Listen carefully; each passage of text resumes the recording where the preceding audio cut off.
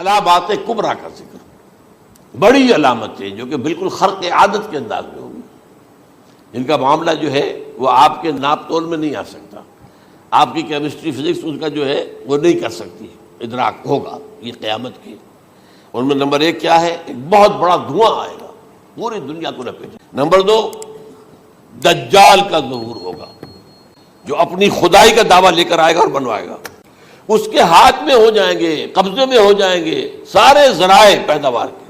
اس کی طرف بھی پہلا قدم اٹھ چکا ہو، ٹرپس کے نام سے معاہدہ ہو چکا ہے۔ کوئی ملک اپنا بیج پیدا نہیں کر سکتا ہو، یہ بیج ہم نے ڈیولپ کیے ہیں۔ ان کے ڈیولپمنٹ سے پہلے تم ایک ایکڑ سے کتنی گندم لیتے تھے، آج کتنی لے رہے ہو؟ کس بنا پر؟ جینیٹکس کا جو کام ہم نے کیا ہے اس کی بنا پر ہو رہا۔ ہاں تو ہمارا حق ہے، اس کی رائلٹی ہمارے پاس آنی چاہیے۔ لہذا صرف ان اداروں سے، ملٹی نیشنل سے خریدا جائے گا بیج، اور بیج بھی وہ دیں گے وہ کہ جس سے جو فصل اگے گی وہ بیج نہیں لا سکتی، وہ بیج کا کام نہیں کر سکتی۔ جیسے آپ کو معلوم ہے کہ آپ کے ہاں جو گوشت کھایا جاتا ہے مرغے کا، تو مرغا وہ جو ہے اس میں مرغا ہو یا مرغی ہو، اس کے اندر کوئی وہ کیفیت ہی نہیں ہے۔ ان کے انڈے جو ہے ان سے آپ بچے حاصل نہیں کر سکتے، ہے تو انڈا، دیکھنے کو تو انڈا ہے، لیکن وہ بنڈا جو ہے اس سے بچہ تو نہیں حاصل کر سکتے۔ ایسے ہی وہ گندم کا بیج دیں گے، نظر آئے گی گندم، لیکن اس کے اندر وہ صلاحیت نہیں ہے کہ اس سے جو فصل اگے گی اس کا نتیجہ جو ہے وہ بھی آپ لے سکیں۔ یہ ہونا ہے، اللہ جانے، قدم اٹھ رہے ہیں ادھر۔ پھر یہ ہے کہ دابۃ الارض، زمین سے ایک حیوان نمودار ہوگا، زمین شق ہوگی۔ ابھی میں کہہ رہا ہوں خرق عادت ہے، یہ چیزیں وہ نہیں ہیں جو ہماری کسی حساب کتاب میں جو باتیں پہلے آئی ہیں وہ تو حساب کتاب میں آ رہی ہیں، ساری سمجھ میں آ رہی ہیں، ساری چیزیں مشاہدہ ان کا ہو رہا ہے۔ لیکن یہ ہے کہ دابۃ الارض، یہ کہتے ہیں کہ کوہ صفا، اس میں تو نہیں ہے حدیث میں، کوہ صفا پھٹے گا اور اس میں سے ایک حیوان دابہ وہ ظاہر ہوگا، تو اسی لیے فرمایا ہے وَإِذَا وَقَعَ الْقَوْلُ عَلَيْهِمْ أَخْرَجْنَا لَهُمْ دَابَّةً مِّنَ الْأَرْضِ تُكَلِّمُهُمْ، تو ہم اندر سے پیٹ کے چیر کر زمین کے پیٹ کو ایک حیوان کو برآمد کریں گے جو انسانوں سے بات کرے گا، گفتگو کرے گا۔ نمبر 4، طلوع الشمس من المغرب، یہ بھی خرق عادت۔ سورج تو طلوع ہوتا ہے مشرق سے، غروب ہوتا ہے مغرب میں، لیکن اس وقت معاملہ الٹا ہو جائے، یعنی جو کائنات کے اندر جو گڑبڑ ہوگی کچھ سمجھ میں بات آتی ہے کہ یہ معاملہ جو ہے یہ تو اس پورے سولر سسٹم کو اگر بدل دیتے ہیں تو مشرق مغرب ہو جانا، مغرب مشرق ہو جانا، یہ سمجھ میں آنے والی بات ہے۔ اس کے بعد ہے عیسیٰ ابن مریم کا نزول، جس کے بارے میں آج میں نے گفتگو کی ہے تفصیل سے۔ یہ نزول ہونا ہے، یہ علامات قیامت میں سے حضور نے بیان فرمایا ہے، اور قرآن مجید کی جو اصطلاحات ہیں اس کے حوالے سے میں نص قطعی جو ہے وہ میں آپ کے سامنے رکھ چکا ہوں۔ پھر یاجوج ماجوج کا ایک معاملہ ہے، یہ میں ابھی اس وقت زیادہ اس پر بات نہیں کر سکتا۔ حضرت عیسیٰ علیہ السلام کے نزول کے بعد دو کام ہوں گے، یہودیوں کا قلع قمع ختم، تمام یہود، اور نمبر 2 عیسائیت کا ختم ہو جانا۔ عیسائیت کی نفی کر دیں گے، بھائی تم مجھے خدا کا بیٹا بنائے بیٹھے ہو، میں تم خدا کا بیٹا نہیں ہوں، میں تو اس کا بندہ ہوں، رسول ہوں، میں نے تم سے کب کہا تھا کہ مجھے خدا کا بیٹا بناؤ۔ نمبر 2 یہ کہ وہ خنزیر کو قتل کر دیں گے، یعنی یہ تم نے خنزیر کب سے کھانا شروع کر دیا؟ میں تو تم کو نکاح اجازت دے کر گیا تھا، یہ تو شریعت موسوی میں حرام تھا، اور میں کہہ کر گیا تھا کہ یہی شریعت تم پر لاگو رہے گی، ہاؤ کم تم نے کیسے کی؟ آج بھی بہت سے رومن کیتھولکس جو ہے وہ سور نہیں کھاتے، وہ اس میں ہے ان کے اندر کچھ نہ کچھ بات جو ہے جو حضرت عیسیٰ کی تعلیمات کا کچھ اثر ان کے ہاں ہے۔ میں تو ایک مرتبہ، یہ 1971 کی بات ہے، 4-5 دن کے لیے برسلز میں رکا تھا، اس لیے کہ وہاں مجھے ایک صاحب نے خط لکھا تھا کہ وہاں ایک نوجوان ہے، ابھی اس ایمان لایا ہے، اور اس کے کچھ مسائل ہیں، ہم کوشش کر رہے ہیں ان کے مسائل حل کریں، آپ بھی جا رہے ہیں۔ میں انگلینڈ جا رہا تھا تو واپسی پر آپ ان کے یہاں چند دن ٹھہرے، میں حیران ہوا۔ ویسے اس نے مجھے اپنے گھر ٹھہرایا نہیں، اس لیے کہ ماں باپ تو اس کے کرسچن تھے، اور پولیس کا چیف آفیسر اس کا باپ تھا، چیف آف پولیس تھا۔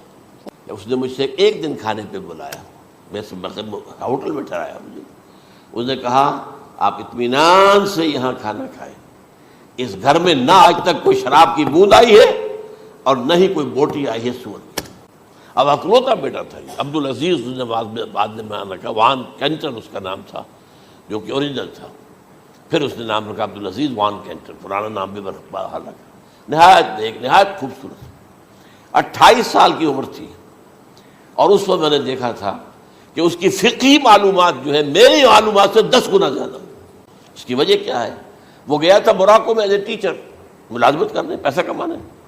وہاں وہ مسلمانوں سے اس کا ہوا رفت ضبط ہوا، اسلام کی تعلیمات سامنے آئی، اسلام لے آیا. اب اکلوتا بیٹا ہے اور ماں باپ جو ہے کرسچن کیتھولکس. جب وہاں سے واپس آیا تو پھر کہتے ہیں کہ ہمارے درمیان ایک معاہدہ ہے، وی آر لیونگ ٹوگیدر، لیکن یہ معاہدہ ہے ہم مذہب پہ بات نہیں کریں گے، بس باقی جو بھی ہے وہ ساتھ رہ رہے ہیں. لیکن میں حیران ہوا، مجھے معلوم نہیں تھا. اچھا اس کے بعد اس نے جب اسلام کا فیصلہ کیا تو اس کے سامنے سوال آیا کون سی فقہ اختیار کروں. تو اس نے بڑی جو ہے تھورو اسٹڈی کی ہے تمام فقہوں کی، کمپیریٹو اسٹڈی. ان کو کرنے کے بعد پھر فائنل فیصلہ اس کا یہ تھا کہ حنبلی فقہ میں اختیار کروں. چاروں فقہوں میں سب سے لیٹسٹ حنبلی ہے، یعنی حنفی نمبر 1، پھر مالکی نمبر 2، پھر اس کے بعد شافعی نمبر 3، پھر یہ امام احمد ابن حنبل ہے. اور امام احمد ابن حنبل کے زمانے تک احادیث بہت بڑے پیمانے پر جمع ہو چکی تھی، جبکہ ابھی حضرت امام ابو حنیفہ کے زمانے میں کوئی اتنا زیادہ جو ہے حدیث کا بھی ذخیرہ نہیں بنا تھا.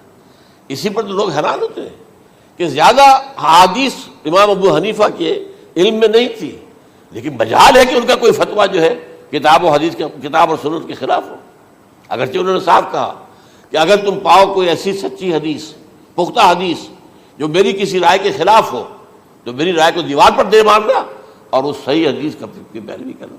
لیکن ویسے اس کے بعد یہ کمال یہ ہے کہ بہت ہی کوئی شاذ معاملہ ہے کہ جس میں ان کا کوئی فتویٰ وہ کتاب و سنت کے منافی ہو یا سنت کے منافی ہو. کتاب پہ تو سوال پیدا نہیں ہوتا، کتاب تو ساری ان کے سامنے موجود تھی. اس کے بعد یہ ہے کہ یاجوج ماجوج، اصل میں بتا رہا تھا آپ کو کہ جب عیسائیت بھی ختم ہو گئی، یہود ویسے ختم ہو گئے، استیصال ہو گیا، جڑ کٹ گئی.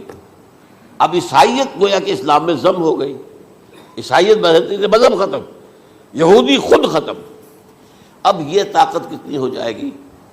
تقریباً 2/3 دنیا آ گئی تمام. اب عیسائی 2 ارب کے قریب ہیں، 1 ارب 90 کروڑ ہوں گے، یا مسلمان بھی 1 کروڑ 50-60 لاکھ ہیں. دونوں کو جوڑ لیجیے کتنے ہو گئے؟ 6 ارب کل آبادی ہے. لیکن اس کے بعد آتا ہے یاجوج ماجوج کا خروج. یہ یاجوج ماجوج میرے نزدیک چائنا اور رشیا ہے. ان کی مجموعی طاقت اتنی ہوگی اور یہ اس طرح آئیں گی ہر اونچائی پر سے اترتے ہوئے، پھسلتے ہوئے. جیسے 1962 میں جب وار ہوئی تھی بٹوین چائنا اینڈ انڈیا 1962 میں، تو وہ اس وقت کا نقشہ جو آج بھی اخبارات میں پڑھتا تھا تو یاد، waves after waves of Chinese soldiers were coming down the slopes of Himalayas. یہ تو وہ ہے نا جن کی تعداد کا کوئی حساب نہیں ہے. اور رشیا اور یہ مل کر جو ہے، میرا اندازہ یہ ہے کہ جب پہلے ملحمۃ العظمیٰ ہوگی وہ عیسائیوں اور مسلمانوں کے درمیان، اس وقت یہ دونوں پاورز نیوٹرل رہے گی. لیکن غالباً یہ بات طے کر لیں گی کہ ویپنز آف ورلڈ جو ہے ماس ڈسٹرکشن، یہ استعمال مت کرنا. اگر یہ ویپنز آف ماس ڈسٹرکشن استعمال کرو گے تو ہم میدان میں آ جائیں گے. اس میں وہ جنگ جب ہو چکے گی، پھر حضرت عیسیٰ کو فتح حاصل ہو جائے گی، اور پھر یہ کہ یہودیت ختم ہو جائے گی، عیسائیت بطور مذہب ختم ہو کر اسلام میں ضم ہو جائے گا. پھر وہ 40 برس کا عہد حکومت ہے حضرت عیسیٰ علیہ السلام. لیکن جب یہ فتح ہو جائے گی ان پر، اب یاجوج ماجوج آئیں گے اور اتنی تعداد میں آئیں گے کہ بحیرہ طبریہ جو ہے اس کا سارا پانی پی جائیں گے.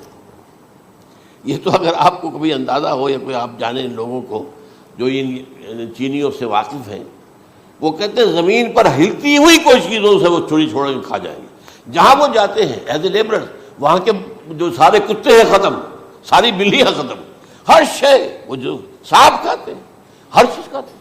اور یہ تمام ایسٹرن کنٹریز میں ہوتا ہے. بڑی ڈیلیشس ڈشز ہیں یہ سانپ وغیرہ وغیرہ. اور یہ جس طرح کھا جائے، پانی پی، ایک قطرہ نہیں رہے گا اس پر. تو پھر جو ہے اللہ تعالیٰ اس وقت جو ہے اس میں ایک ایسی بیماری پیدا کرے گا، یہ سب مر جائے. یہ معجزے سے ہوگا. یعنی ان کے اوپر فتح جو ہے وہ عام لڑائی کے ذریعے سے نہیں ہوگی، بلکہ اس کے اوپر فتح جو ہوگی وہ اللہ تعالیٰ سے بوجھ، ایک بیماری پیدا ہوگی، سب مر جائے گا. اور اس کے بعد اللہ تعالیٰ ایسے پرندے بھیجے گا بڑی لمبی لمبی گردنوں والے، وہ ان سب کو کھا جائیں گے. جیسے ہمارے ہاں گدھ ہوتے ہیں، وہ ان کو صاف کر دیں گے. ورنہ تو یہ ہے کہ پوری دنیا کے اندر جو بدبو اور جو پیدا ہوتا معاملہ اس سے، تو اس نوع انسانی کی بقا ممکن نہیں تھی۔ ان کے خاتمے کے بعد پھر یہ ہوگا کہ حکومت اسلامی جو ہے پوری دنیا میں حضرت مسیح علیہ السلام کی ہوگی۔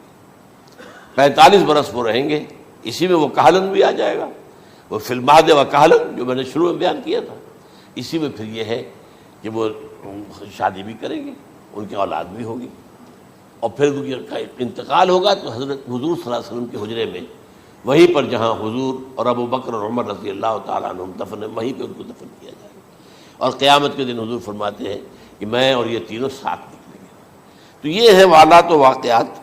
بہرحال اس میں یہ ہے کہ یہ نوٹ کر لیجئے کہ جہاں تک ہمارے ہاں آج کل کا معاملہ ہے، میرے نزدیک میں یہ کہنے پر مجبور ہوں، جو رفع و نزول مسیح کو نہیں مانتا وہ کم سے کم منکر حدیث ضرور ہے، میں اس سے کم کا فتویٰ نہیں دے سکتا۔ اب یہ ہے کہ جو لوگ مہدی کو نہیں مانتے ان کا معاملہ میں مختلف سمجھتا ہوں، چند منٹ لے رہا ہوں آپ کے، اور اس لیے کہ ان کی حدیثیں صحیح میں نہیں ہیں، بخاری مسلم میں نہیں، اور یہ کہ بہرحال ان کا معاملہ جو ہے وہ ایسا نہیں ہے حضرت عیسیٰ کا۔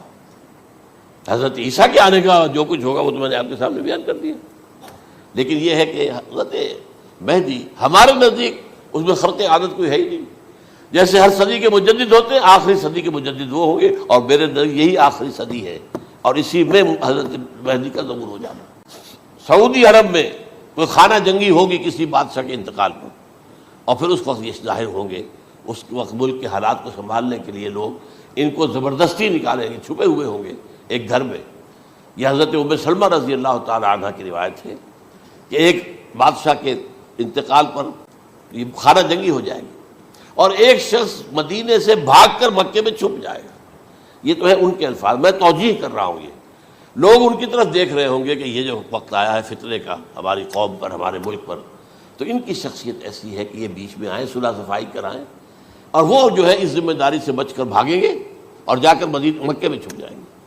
پھر لوگ انہیں تلاش کر کے نکالیں گے اور زبردستی ان کے ہاتھ پر بیعت کریں گے، ورنہ وہ اتنے بڑے منصب کو۔ اور پھر یہ بھی ہے، ایک حدیث میں آتا ہے یصلحو فی لیلۃ واحدہ، ایک رات میں ان کی مکمل اصلاح کر دیں گے، یعنی اگر کوئی تھوڑا بہت نقص اور عیب کوئی ہوا بھی، کوئی کمی کوتاہی ہوئی بھی، تو اللہ تعالیٰ ایک رات میں اصلاح کروا دیں گے۔ لیکن ہمارے نزدیک اس کے اندر کوئی خرق عادت ہے ہی نہیں۔ البتہ جو کہتے ہیں اہل تشیع، وہ خرق عادت ہے کہ ان کے 12ویں امام جو ہے وہ بچپن ہی کے اندر اس خوف سے کہ جو بنو عباس بادشاہ ہیں وہ ان کو قتل کر دیں گے، تو وہ ایک غار میں چھپا دیے گئے۔ اب وہ 1200 برس سے اس غار کے اندر چھپے ہوئے، اور اس کے بعد وہ ظاہر ہوگی، وہ امام مہدی ہوں گے۔ اس میں خرق عادت ہے، لیکن میں یہ کہتا ہوں کہ محض خرق عادت کی بنیاد پر ہم اس کی نفی نہیں کریں گے۔ کیوں؟ کیا ہم یہ نہیں مانتے کہ اصحاب کہف 300 برس تک سوئے رہے؟ یہ کیا عام بات ہے؟ حضرت عزیر علیہ السلام اللہ نے انہیں موت دی، موت، اور 100 برس کے بعد زندہ کر کے اٹھا لیا۔ تو خرق عادت حضرت عیسیٰ کو ہم اتنا بڑا خرق عادت مانتے ہیں کہ اٹھا کر آسمان پر، تیسرے آسمان کے اوپر ہیں، موجود ہے، اب بھی ہے۔ شب معراج میں تیسرے آسمان پر حضور کی ملاقات ان سے ہوئی۔ تو یہ خرق عادت کی بنیاد پر نفی نہیں ہم کرتے، ہو سکتا ہے، لیکن یہ کہ اس کے لیے ہمارے پاس کوئی دلیل نہیں، کوئی احادیث نہیں، کچھ نہیں، اس لیے ہم اس کو نہیں مانتے۔ البتہ خود وجود جو ہے حضرت مہدی کا وہ کوئی عجیب بات نہیں ہے، وہ تو جیسے پہلے بھی آئے ہیں ہمارے مجددین، ایسے مجدد ہوں گے اور دین کو تازہ کر دیں گے۔ ایک صحیح اسلامی ریاست جو ہے وہ عرب میں قائم ہو جائے گی دوبارہ۔ حضور نے فرمایا وہ عدل اور انصاف سے عرب کو اسی طرح بھر دے گا جیسے کہ وہ اس سے پہلے ظلم اور جور اور زیادتیوں کے سے بھری ہوئی ہوگی۔ تو یہ کام ہوگا، یہ تو مجدد کا کام ہوتا ہی ہے اس حوالے سے۔ لیکن بہرحال میں نے پھر بھی کہا کہ اگر احادیث کی کمزوری کی وجہ سے کہ صحیح عین میں نہیں ہے، اگر کوئی شخص انکار کرے تو مجھے کوئی اعتراض نہیں ہے، ٹھیک ہے۔ لیکن جو حضرت عیسیٰ کے رفع سماوی اور حضرت عیسیٰ کے نزول کا انکار کرتا ہے، وہ کم سے کم، میں انہیں اور آگے کوئی فتویٰ نہیں دیتا کہ وہ کافر ہو گئے یا یہ ہو گیا یا وہ ہو گیا، لیکن منکر حدیث کے لائن میں تو وہ لازماً کھڑے ہو گئے۔